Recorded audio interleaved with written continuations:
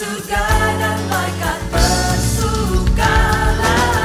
Tinggikanlah Tuhan dalam hidupmu, beritakan namanya. Tinggikanlah Tuhan dalam hidupmu, beritakan namanya. Dan sukacita melimpah di dalammu, Allah akan memberkatimu. Dia ciptakan surga di hatimu, kehidupan kekal untukmu.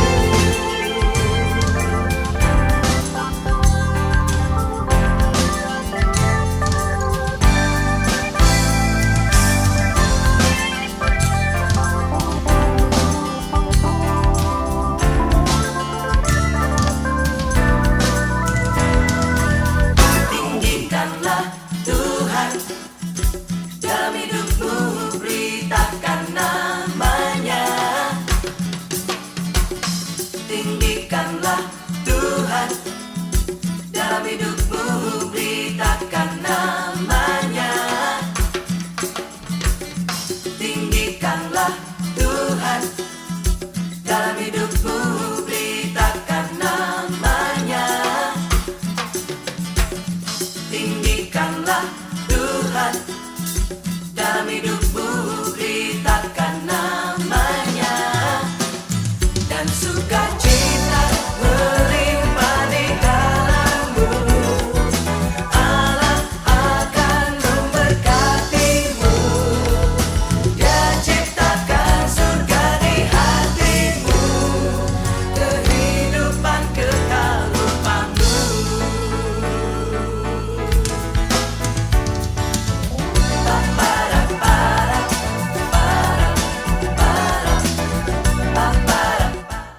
Shalom. Shalom Bapak Ibu Saudara yang terkasih dalam Tuhan. Baik Bapak Ibu yang ada yang mengikuti ibadah di rumah, mari kita bersyukur buat pagi hari ini. Terima kasih Tuhan, kalau kami ada saat ini semua karena kebaikan Tuhan. Kami mengucap syukur buat pertolongan Tuhan yang tidak pernah meninggalkan kami. Engkau tetap setia memberkati kami, bahkan Engkau menuntun langkah hidup kami. Terima kasih Tuhan Yesus, terima kasih Bapa. Bagi setiap kami ya Tuhan yang ada di tempat ini, bahkan yang ada di rumah, supaya kami boleh menjadi berkat ya Tuhan. Hidup kami menjadi suratan Tuhan yang terbuka, sehingga melalui kehidupan kami banyak jiwa yang diselamatkan, banyak jiwa yang datang untuk memuji menyenangkan hati Tuhan. Terima kasih Tuhan Yesus, terima kasih Yesus. Kami siap memuji Tuhan, kami siap menyenangkan hati Tuhan. Haleluya Tuhan Yesus, haleluya Bapa. Kami tahu Tuhan tidak pernah meninggalkan kami Yesus. Haleluya, haleluya. Tak sekalipun melupakanku, Kau menuntun langkahku.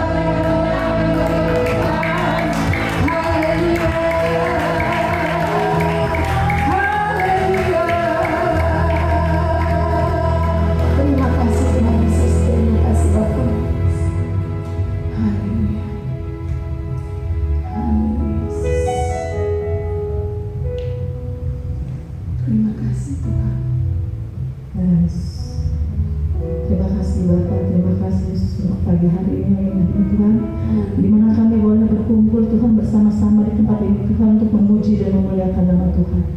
Tiba saatnya kami Tuhan, kami mau berdoa syafaat Tuhan pagi hari ini Tuhan. Kami berdoa di dalam nama Tuhan Yesus Kristus untuk Indonesia ini Tuhan. Ya Tuhan, kami berdoa Tuhan, biarlah kiranya Tuhan segala persoalan-persoalan yang dihadapi oleh bangsa kami ini, bangsa Indonesia ini Tuhan, kami bawa ke tangan Tuhan, ke dalam tangan Tuhan. Biar kiranya Tuhan turut campur tangan Tuhan untuk membantu Tuhan menyelesaikan segala permasalahan yang ada di bangsa Indonesia ini Tuhan. Pada saat ini Tuhan kami menghadapi penyakit pandemi COVID-19 Tuhan.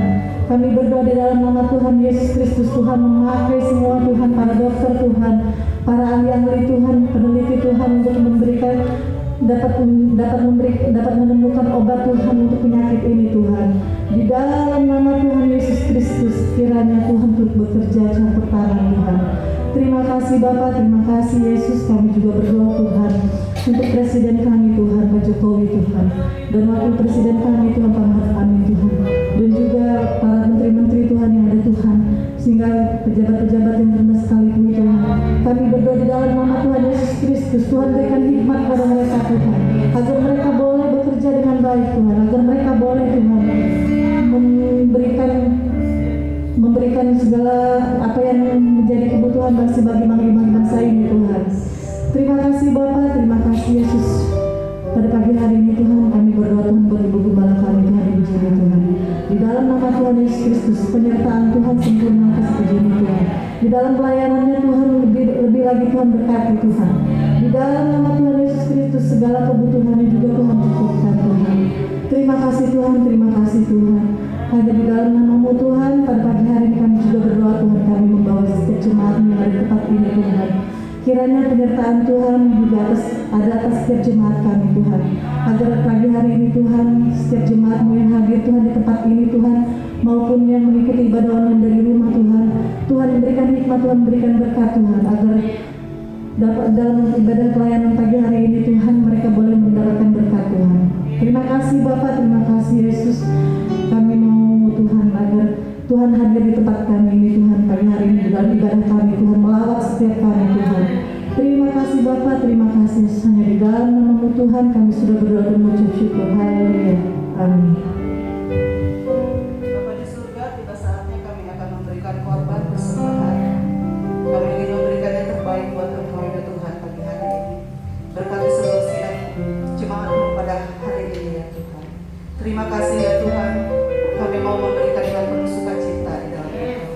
Hanya di dalam nama Tuhan Yesus Kristus kami mengucap syukur. Haleluya. Haleluya, mari kita siapkan persembahan kita. Kita memberikan yang terbaik untuk Tuhan. Terima kasih Tuhan Yesus.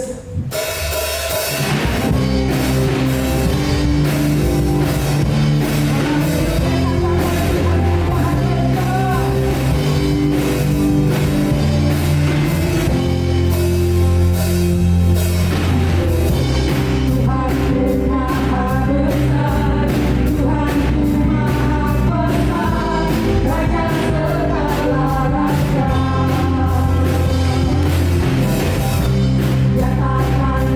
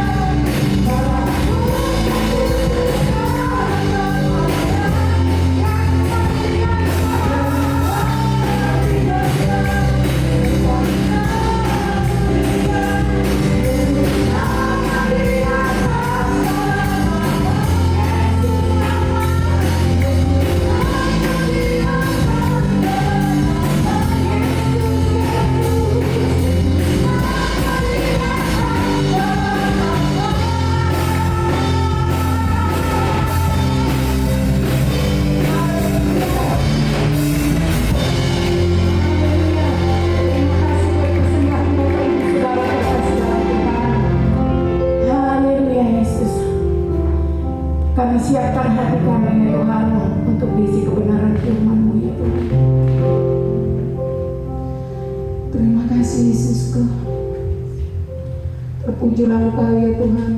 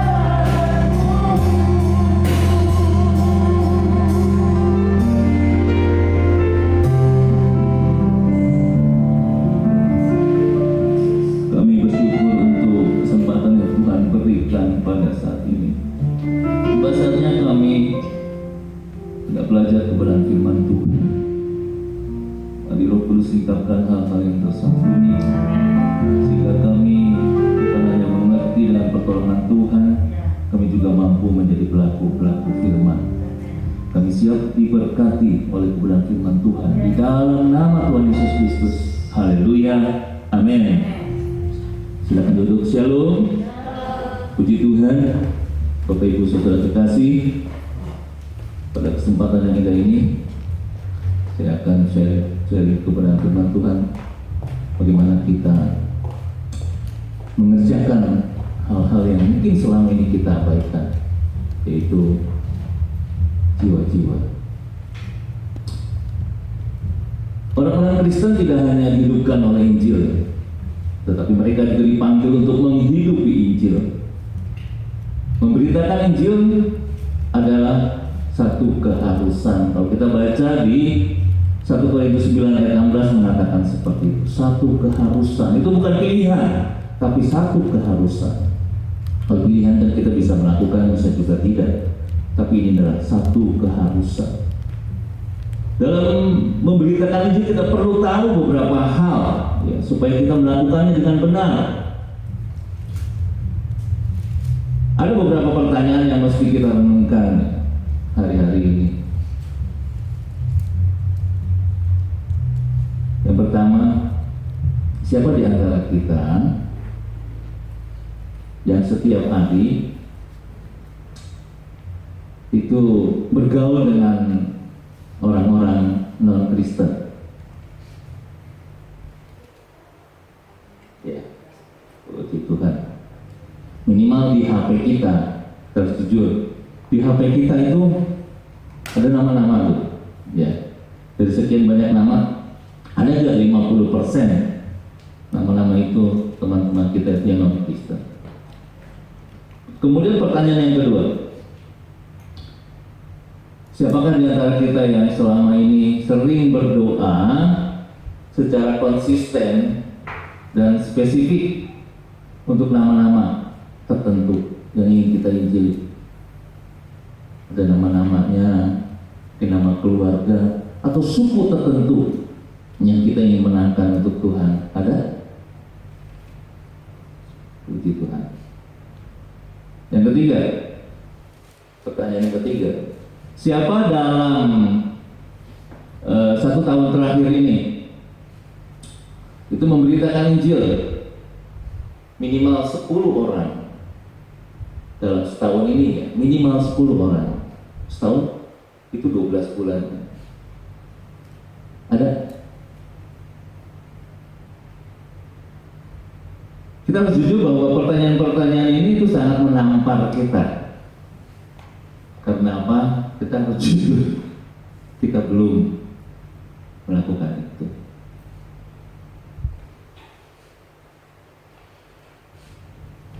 Kita sebagai gereja Tuhan mungkin sudah tapi belum maksimal melakukan itu. Mari kita sama-sama untuk melakukan itu ya. Mengapa gereja Tuhan itu belum melakukan penginjilan? Ada alasan-alasan yang saya bisa temui di lapangan. Yang pertama, hati. Yang kedua, teologi. Yang ketiga, strategi. Yang pertama, hati. Coba kita cek kesehatan hati kita. Kita cek kesehatan hati kita. Seberapa besar hasrat kita, keinginan kita untuk memenangkan jiwa-jiwa itu untuk Tuhan. Karena apa yang kita taruh dalam hati kita yang utama, itu yang kita habiskan untuk hal itu. Ayo kita cek kesehatan hati kita. Kita harus jujur. Yang kedua, teologi. Ada banyak orang Kristen yang tidak mengerti penginjilan. Penginjilan itu apa sih? Apakah kita sudah memiliki konsep yang benar tentang hal itu? Ada beberapa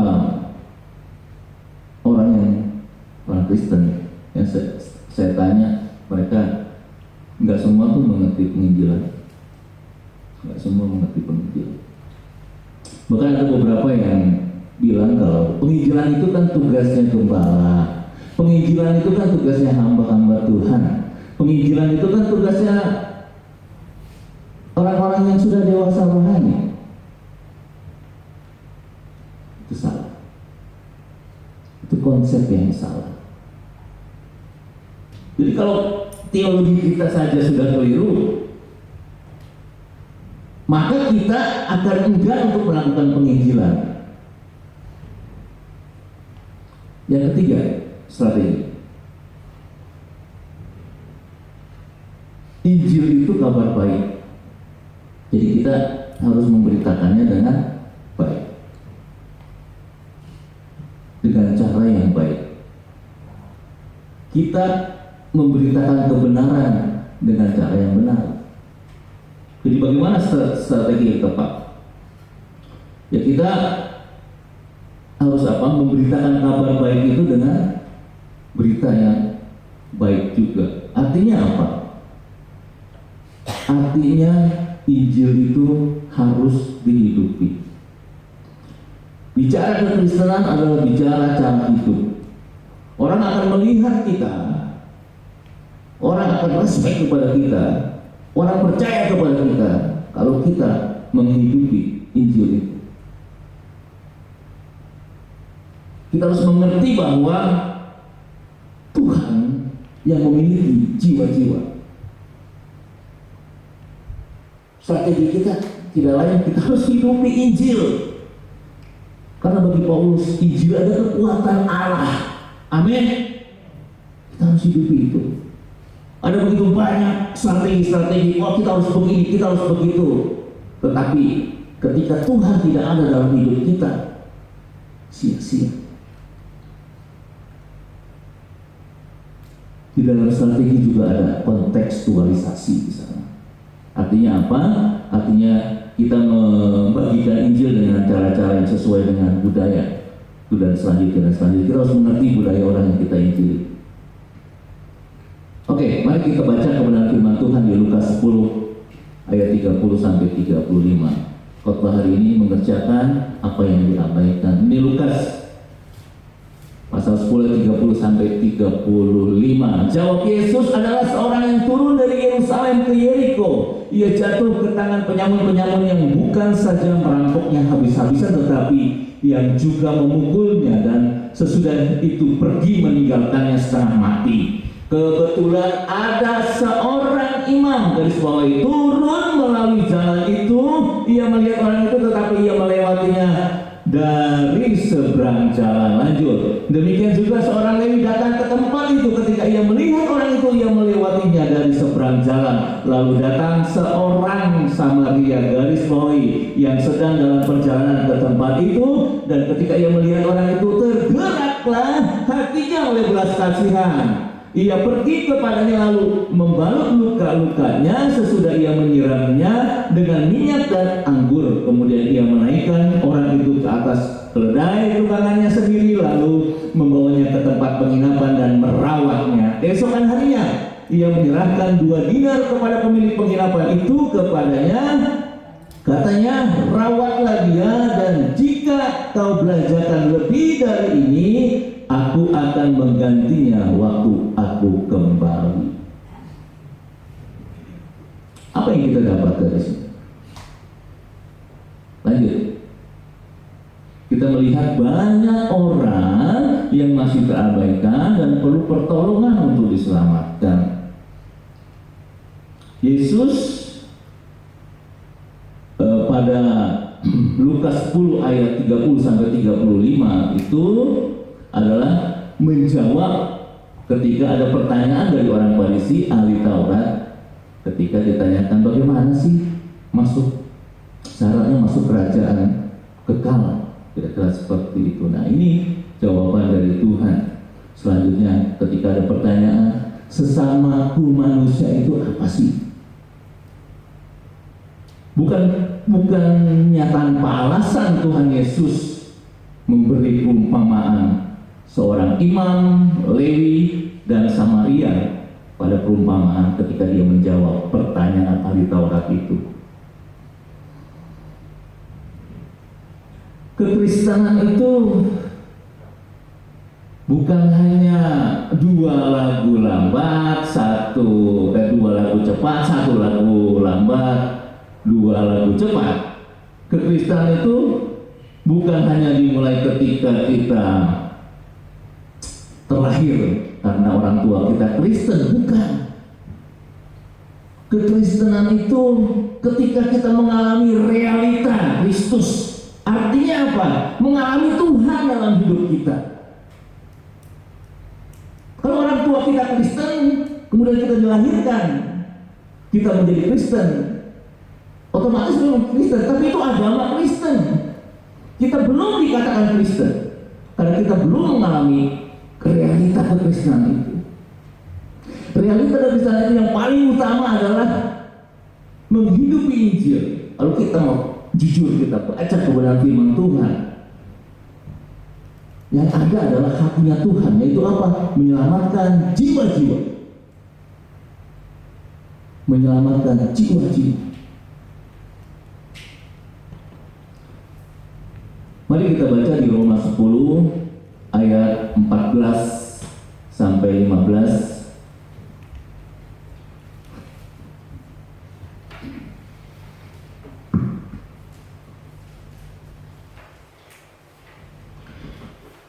Roma 10 ayat 14 sampai 15. Tetapi bagaimana mereka dapat berseru kepadanya jika mereka tidak percaya kepada Dia? Bagaimana mereka dapat percaya kepada Dia jika mereka tidak mendengar tentang Dia? Bagaimana mereka mendengar tentang Dia jika tidak ada yang memberitakannya? Dan bagaimana mereka dapat memberitakannya jika mereka tidak diutus?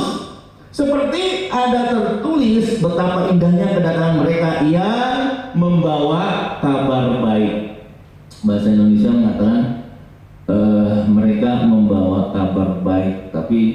dalam bahasa Inggris lebih kepada bahasa aslinya, betapa indahnya kaki-kaki mereka yang membawa kabar baik.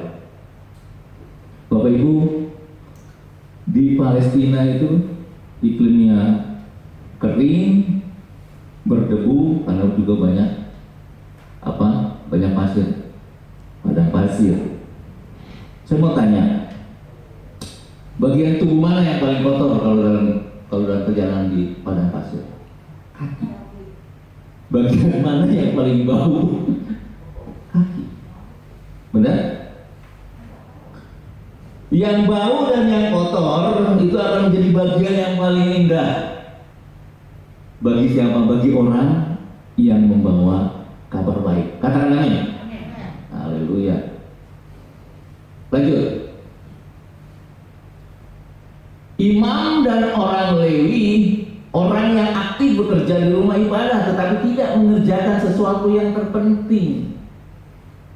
Ada banyak pelayan-pelayan Tuhan, mereka hanya mengerjakan rutinitas saja sebetulnya, tetapi esensi dari Injil itu dia tidak lakukan.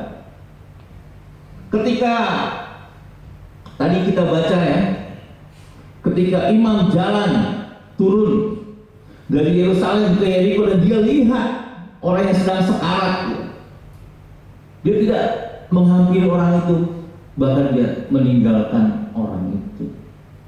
Demikian juga dilakukan oleh siapa? Oleh orang Lewi. Hal yang sama juga dilakukan oleh orang Lewi. Dia meninggalkan orang yang setengah mati itu. Mungkin dalam pikiran dia, orang itu juga udah nggak bergerak, mungkin orang itu mati. Saudara-saudaraku, imam dan orang Lewi itu turun dari Yerusalem ke Yeriko. Kita harus ketahui bahwa Yerusalem adalah tempat ibadah. Berarti mereka, imam dan orang Lewi itu, sehabis melayani Tuhan, dari Yerusalem dia turun ke Yeriko. Melayani hanya rutinitas, tetapi inti dari pelayanan itu dia tidak tahu. Ini parah sekali, Bapak Ibu Saudara. Ada orang yang perlu ditolong tetapi dia tidak tolong. Ada alasan juga sih ketika orang Lewi dan imam itu tidak menolong orang yang terlihat terkapar dan terlihat mati, ditulis itu setengah mati, kemungkinan sudah tidak bergerak lagi dan kemungkinan sudah berdarah-darah seperti itu. Yang pertama alasannya adalah mungkin karena mereka sudah lelah ya, imam dan orang Lewi itu sudah lelah karena sehabis melayani lelah dia nggak mau diganggu, kira-kira begitu. Bisa begitu? Bisa. Atau dia tidak menghidupi firman Tuhan. Yang kedua, kemungkinan dia takut. Karena apa? Karena mungkin ini jebakan. Ya. Karena apa? Karena jalan itu terkenal sebagai jalan darah atau jalan merah. Tempat di mana perampok-perampok itu ada. Dan seringkali itu terjadi perampokan. Jadi imam dan orang Lewi itu ketika dia melihat orang yang sudah terkapar, sudah tidak bergerak, dia berpikir, oh itu modus. Jadi ketika dia takut, ketika dia menolong orang itu, nggak tahu orang itu adalah bagian dari komplotan perampok. Itu alasan yang kedua. Kemudian alasan yang ketiga adalah alasan teologis. Ya, ada aturan dari hukum Taurat yang mengatakan bahwa setiap imam atau orang Lewi itu nggak boleh menyentuh mayat. Jadi kalau menyentuh mayat itu najis. Ya, di Imamat 21 ayat 1 dibaca di rumah. Kemudian di Bilangan 19 ayat 11 dikatakan sana kalau menyentuh mayat maka najisnya sampai 7 hari. Berarti kalau sampai 7 hari dia tidak bertugas. Ya. Nah, imam dan orang Lewi itu lebih memikirkan itu daripada dia harus menolong orang. Dia takut sekali najis menurut agamanya. Terus mereka juga berpikir ada banyak kerugian kalau mereka menolong orang itu atau bersentuhan dengan orang itu. Yang pertama itu rugi secara sosial, mereka tidak tahir. Kemudian yang kedua, rugi secara finansial. Karena apa? Kemungkinan kalau dia mati, dia akan mengeluarkan uang untuk mengubur orang itu. Yang ketiga, rugi secara proporsional. Karena apa? Karena dia tidak bisa melayani, tidak bisa mengikuti pelayanan keagamaan. Karena dia najis. Jadi bukan tanpa alasan Tuhan Yesus memberikan jawaban kepada ahli Taurat ketika dia tanya, siapakah sesamaku manusia itu? Jadi Tuhan Yesus memberi perumpamaan imam, orang Lewi, dan orang Samaria. Kita harus sadari bahwa tujuan kekristenan itu bukan hanya sakit menjadi sembuh. No. Tujuan kekristenan itu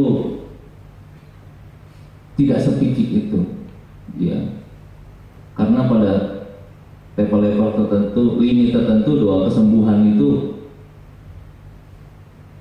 bisa jadi jahat di mata Tuhan. Ya. Jadi kita juga harus cerdas mengiring Tuhan. Kalau sudah usia tua, dia minta doa kesembuhan, bukan berarti nggak boleh doakan. Tapi siapa sih kalau kita ngerti bahwa kita mengiring Tuhan, ketika kita meninggal kita bersama dengan Tuhan, kita tidak akan pernah takut mati. Amin. Jadi pada limit-limit tertentu doa kesembuhan itu bisa jahat di mata Tuhan. Ya. Kekristenan itu bukan hanya berbahasa roh di gereja, bukan. Kekristenan itu adalah hidup di dalam kasih. Itu kesimpulan Kristen. Kekristenan itu tidak dimulai waktu kita menjadi anggota gereja. Kita lahir sebagai orang Kristen karena orang tua kita itu orang Kristen. Jadi kita otomatis jadi orang Kristen, bukan. Itu kita beragama Kristen.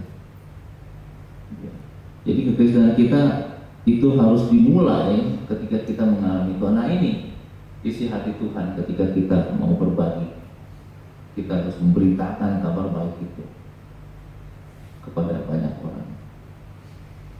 Ketika kita kembali ke rumah Bapa, Tuhan akan tanya kita, apa sih yang sudah kau lakukan? Artinya apa? Kita diajar untuk tidak egois. Lanjut. Jadi kita perlu membedakan mana yang esensial, mana yang opsional. Yang esensi apa? Yang esensi adalah jiwa-jiwa yang terhilang. Yang opsional apa? Lanjut.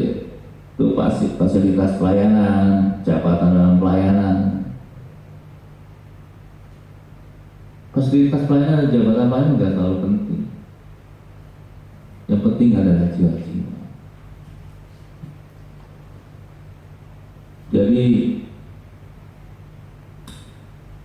kaya itu bukan nilai. Ya. Kita sakit sembuh itu bukan nilai.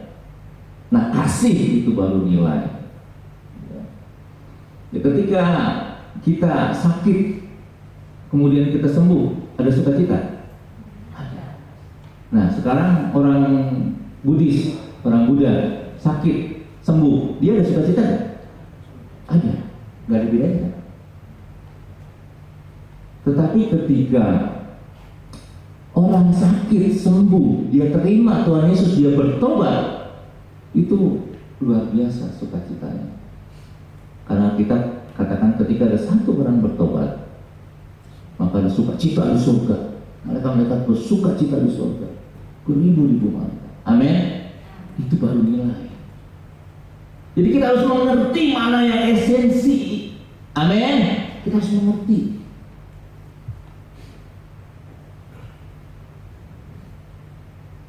Pertanyaannya kemudian, ketika kita mau melakukan penginjilan, kita kadang ada rasa khawatir, ada rasa takut. Tapi Tuhan itu tidak akan pernah membiarkan kita begitu saja. Dia akan memperlengkapi kita. Lanjut di Lukas 4 ayat 18 sampai 19. Roh Tuhan ada padaku oleh sebab Ia telah mengurapi aku untuk menyampaikan kabar baik kepada orang-orang miskin, dan Ia telah mengutus aku 19 untuk memberitakan pembebasan kepada orang-orang tawanan dan penglihatan bagi orang-orang buta, untuk membebaskan orang-orang yang tertindas, untuk memberitakan tahun rahmat Tuhan telah datang. Tuhan itu memperlengkapi kita. Tugas kita lakukan menjadi tugas kita. Tuhan memperlengkapi kita, mengurapi kita. 3 respon kita. Bagaimana? Apa yang harus kita lakukan? Lanjut. Yang pertama, kita harus memiliki belas kasihan. Di ayat 33 sana dikatakan, lalu datang seorang Samaria yang sedang dalam perjalanan ke tempat itu, dan ketika ia melihat orang itu tergelarlah hatinya oleh belas kasihan. Belas kasihan itu sifatnya Tuhan.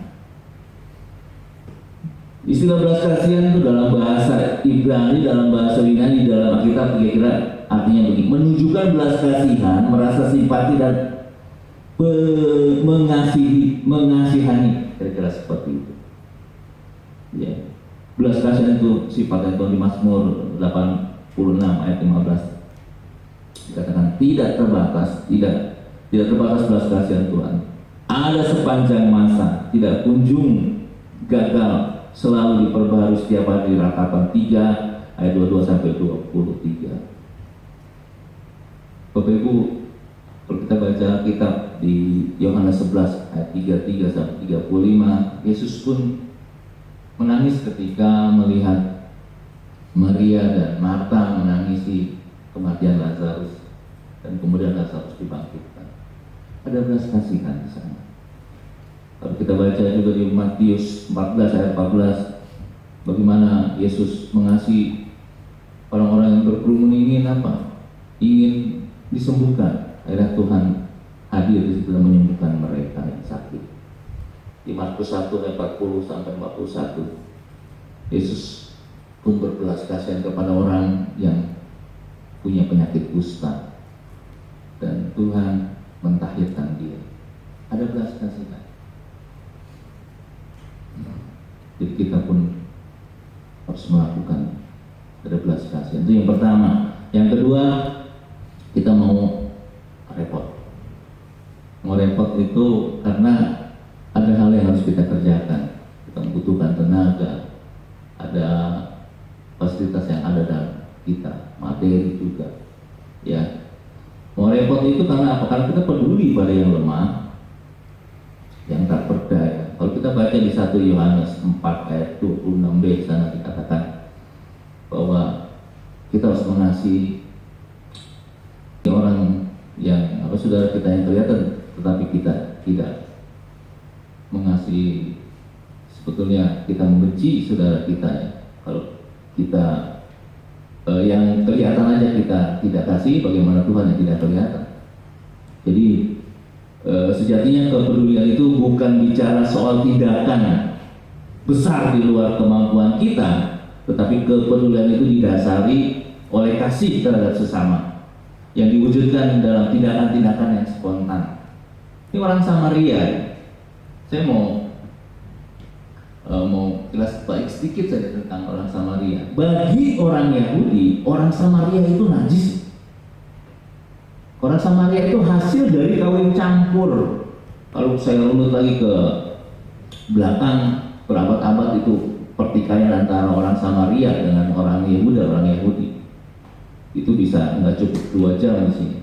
Tapi yang jelas orang Samaria itu orang Yahudi menganggap orang Samaria itu adalah bukan bagian dari orang Yahudi. Gitu. Kalau orang Yahudi melihat orang Samaria itu najis. Setiap apa yang dipegang oleh orang-orang Samaria itu, orang yang najis itu maka akan menjadi najis. Tetapi Tuhan Yesus sengaja memberikan perumpamaan orang Samaria itu sebagai jawaban atas pertanyaan ahli Taurat itu. Karena apa? Supaya dia, ahli Taurat itu, terbuka cara berpikirnya, terbuka pandangannya bahwa orang Samaria juga adalah manusia yang perlu dikasihi dan dia sanggup melakukan apa yang Tuhan mau. Jadi itu luar biasa, perumpamaan ini luar biasa. Itu menampar ahli Taurat bagaimana dia harus mengasihi sesama manusia. Orang Samaria ini mau repot, dia lakukan. Kepedulian bukan pada kemampuan saja, tetapi kemauan untuk memperhatikan dan mengasihi. Orang Samaria itu melakukan. Kepedulian yang didasari kasih yang tulus terwujud melalui tindakan sederhana di dalam keseharian kita. Kita nggak perlu muluk-muluk. Ya, kita bisa lakukan hal-hal yang sederhana yang bisa kita lakukan ketika kita mengasihi orang. Itu dalam konteks kita dalam masa sekarang ini karena masih pandemi. Jadi kita bisa pergunakan HP kita kirim chat ayat-ayat firman Tuhan. Kita kirim cita-cita yang memberkati dari Alkitab. Hal-hal yang memotivasi orang supaya mereka tetap kuat di dalam Tuhan. Hal-hal yang sederhana. Oke, yang terakhir, apa yang harus kita lakukan? Kita harus bayar harga. Bayar harga yang dimaksud di sini adalah apapun yang kita inginkan, lazimnya kita harus dibarter dengan sesuatu. Keesokan harinya ia menyerahkan 2 dinar kepada pemilik penginapan itu. Katanya, rawatlah dia dan jika kau belanjakan lebih dari ini, aku akan menggantinya waktu aku kembali. Orang Samaria ini melakukan hal yang luar biasa. Dia melakukan yang terbaik. Kita menolong, dia total menolong. Ini berbicara tentang apa? Ini berbicara tentang keutamaan Kristus dalam hidup kita. Berani menyerahkan segalanya untuk Tuhan, termasuk menyangkal diri terhadap keinginan daging maupun pribadi. Melepaskan haknya dan memikul salib. Ini bagian dari pikul salib. Ini luar biasa. Ya, ini menderita enggak? Bisa jadi menderita bagi orang-orang yang belum mengerti atau memahami, menghidupi Injil.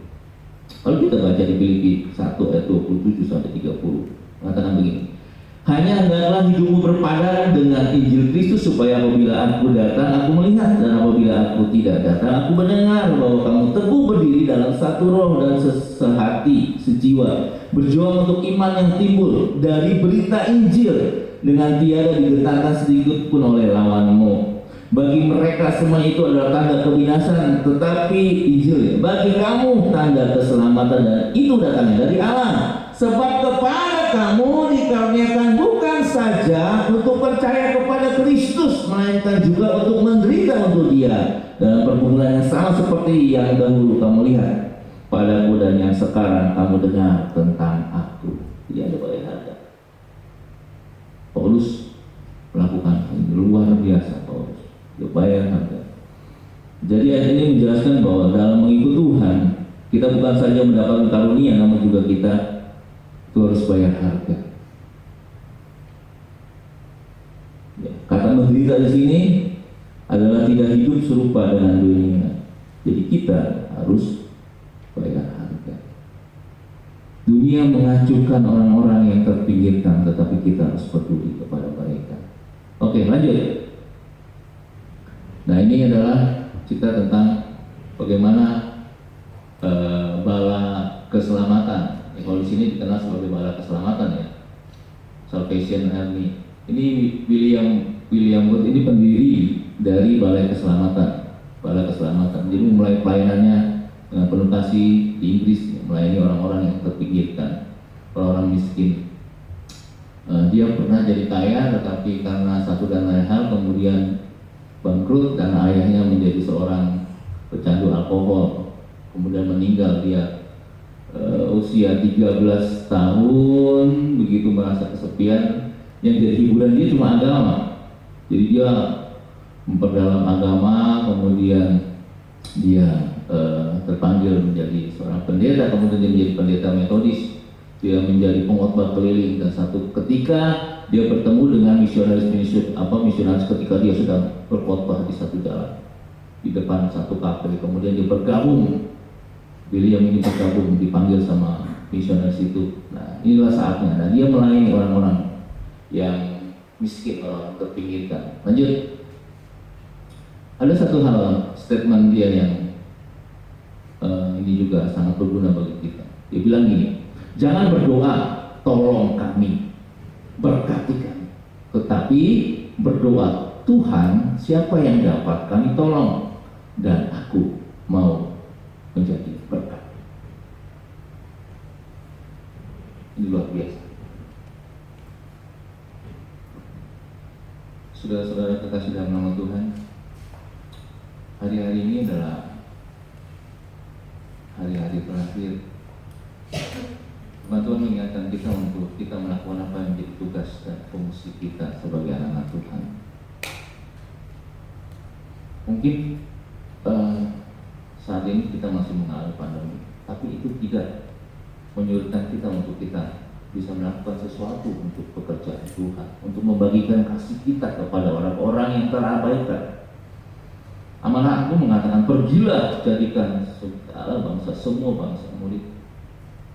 Itu masih berlaku dan tetap berlaku bagi kita. Mumpung masih ada waktu, mari kita lakukan apa yang kita punya. Yang paling sederhana HP kita. Melalui HP kita berkati banyak orang. Amin. Kalau memungkinkan untuk kita kunjungi orang. Kita doakan orang. Kita berkati orang. Mari kita berdoa. Berdoa, Tuhan, siapa yang dapat kami tolong, dan aku mau menjadi berkat. Itu artinya apa? Artinya kita memiliki kapasitas itu. Iya, karena kita anak Allah. Tuhan sudah memberi itu. Jangan mengecilkan diri sendiri. Kita mampu menjadi berkat. Katakan amin. Kita mampu menjadi berkat. Inilah saatnya. Mari kita berdoa. Mari kita tundukkan kepala.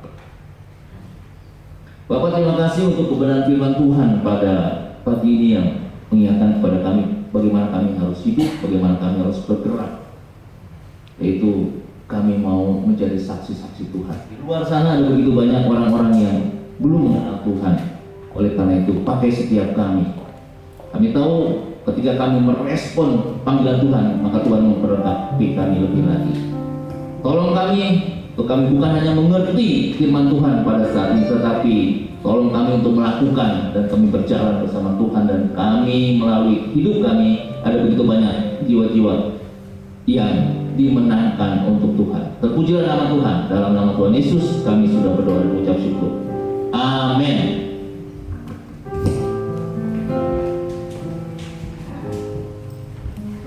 Mari kita bangkit berdiri. Saudara, kalau kita menyadari satu jiwa sangat berharga, firman Tuhan mengatakan, apa gunanya engkau memiliki seluruh isi dunia ini jika jiwamu binasa? Itu berarti seluruh isi dunia ini tidak bisa menggantikan satu jiwa. Kalau kita mengetahui satu jiwa berharga, maka kita akan bisa memberitakan Injil. Kita akan bisa bayar harga. Kita akan memiliki hati yang penuh belas kasih. Mulailah mata kita melihat seperti Tuhan melihat. Jiwa yang berharga. Apakah itu tukang bakso? Apakah itu tukang rumput? Kami sudah 2 hari ini dibukakan. Kenapa kita nggak pernah berdoa buat tukang rumput yang selalu saya undang untuk membersihkan rumput di rumah saya? Jadi sudah 2 hari kita berdoa untuk tukang rumput. Satu jiwa berharga. Haleluya. Mari kita siap untuk menerima berkat dari Tuhan. Haleluya. Arahkan hatimu, angkat tanganmu, dan terimalah berkat. Tuhan memberkati engkau. Tuhan melindungi engkau. Tuhan menyinari engkau dengan wajahnya dan memberi engkau kasih karunia-Nya. Tuhan menghadapkan wajahnya kepadamu dan memberi engkau damai sejahtera. Pulanglah dengan membawa segala berkat anugerah rahmat dari Allah Bapa, kasih setia dari Tuhan kita Yesus Kristus, serta persekutuan dari Roh Kudus kiranya menyertai kita menjadi utusan Tuhan, memberitakan Injil, memberitakan kasih Kristus mulai dari sekarang sampai Tuhan Yesus datang kembali. Di dalam nama Yesus yang diberkati Tuhan, kita serukan bersama. Amin. Haleluya. Haleluya. Selamat pulang. Tuhan memberkati.